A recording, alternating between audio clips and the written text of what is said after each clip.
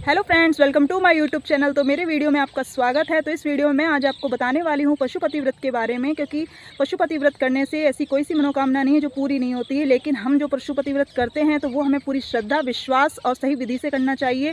तो हमें कुछ ऐसी बातें हैं जो हमें ध्यान में रखनी चाहिए जो हम पशुपति व्रत करते हैं, ताकि हमसे कोई गलती ना हो। तो आज मैं आपको ऐसी 5 बातें बताने वाली हूँ जो हमें ध्यान रखनी चाहिए, ताकि हमसे पशुपति व्रत करते समय कोई भी गलती ना हो, ताकि भोले बाबा शीघ्र प्रसन्न होकर हमारी मनोकामना अवश्य पूरी करें।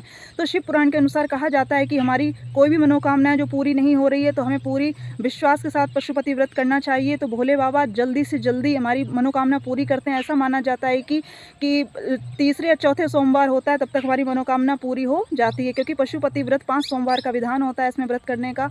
तो इस वीडियो में मैं आपको बताने वाली हूँ कुल 5 बातें जो हमें ध्यान रखनी चाहिए, और हमें ये इन 5 बातों की पशुपति व्रत में गलती नहीं करनी चाहिए। तो मेरे पूरे वीडियो का एंड तक देखिएगा, तभी आपको जानकारी मिलेगी। और मेरी जानकारी अच्छी लगे तो मेरे चैनल को लाइक करें एंड सब्सक्राइब करें, ताकि जानकारी आप तक पहुंचती रहे। तो चलिए मैं बताती हूँ। तो दोस्तों, पशुपति व्रत जो हम करते हैं उसमें 5 सोमवार का व्रत होता है जो हमें 5 सोमवार में करना होता है।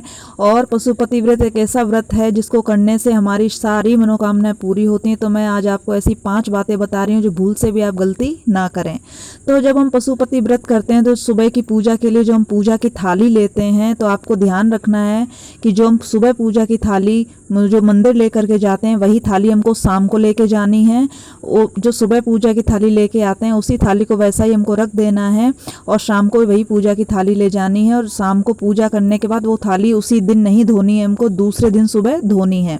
ये बात आप जरूर ध्यान रखें कि पूजा की थाली उसी दिन नहीं धोनी है, शाम को सुबह धोनी है। ये पहली बात हो गई। दूसरी बात मैं आपको बताती हूँ कि जो पूजा की थाली हम पहले सोमवार में भगवान भोले बाबा के लिए सजाकर ले जाते हैं, आपको ध्यान रखना है कि जो हम 5 सोमवार पशुपति व्रत करते हैं तो उसी थाली का हमको यूज करना है। उसी थाली को हमें 5 सोमवार भोले बाबा के लिए सजाकर मंदिर में ले जानी है। तो ये हो गई दूसरी बात। तो दोस्तों, और मैं आपको बता दूं, 2 बातें पता चल गई आपको। तीसरी बात होती है कि जब भी हम मंदिर जाते हैं, चाहे सुबह जा रहे हो, शाम की पूजा के लिए जा रहे हो, जब हम मंदिर से वापस आते हैं तो हमें किसी के भी घर नहीं जाना है, ना ही रास्ते में हमें किसी से बातें करनी है रुक करके। क्योंकि जब हम कोई भी व्रत करते हैं, जैसे पशुपति व्रत का मैं बता रही हूँ, तो हम व्रत करते हैं तो हमारे अंदर एक तेज आ जाता है, और वो तेज और हमारे ऊपर बहुत ही कृपा आती है। तो वो हमें कृपा हमारी खत्म हो जाती है जब हम किसी दूसरे घर चले जाते हैं, दूसरे घर पे अपनी पूजा की थाली रख देते हैं, या हम रास्ते में किसी से रुककर बातें करने लग जाते हैं, तो वो कृपा हमसे हट जाती है। तो आपको ध्यान रखना है कि जब भी हम पूजा करके आ रहे हो मंदिर से, तो हमें किसी के घर नहीं जाना है, ना ही किसी से बात करनी है रास्ते में, और सीधे हमें अपने घर आना है। ये तीसरी बात हो गई। चौथी बात होती है दोस्तों कि जब भी हम पशुपति व्रत करते हैं और हम उनके भोले बाबा के लिए शाम को भोग बनाते हैं, तो आपको ध्यान रखना है कि भोग केवल हमको भोले बाबा के लिए बनाना है। ऐसा नहीं घर में बच्चे हैं तो उनके लिए रख दिया, या फिर कोई बड़े बुजुर्ग हैं उनके लिए रख दिया, तो ऐसा नहीं करना है। जो भी हम भोग प्रसाद बनाते हैं वो भोले बाबा का नाम लेकर ही बनाना है। पूरा प्रसाद मंदिर में ले जाना है और वहीं 3 भागों में बांटना है, दोने में। ये बात आपको ध्यान रखनी है।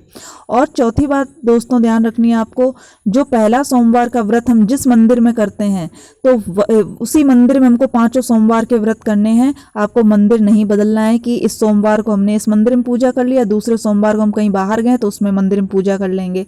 तो ऐसा आपको नहीं करना है। जिस मंदिर में हम पहले सोमवार की पशुपति व्रत की पूजा करते हैं, आराधना करते हैं, तो उसी मंदिर में हमें 5 सोमवार का व्रत करना है, 5 सोमवार के व्रत की पूजा करनी है।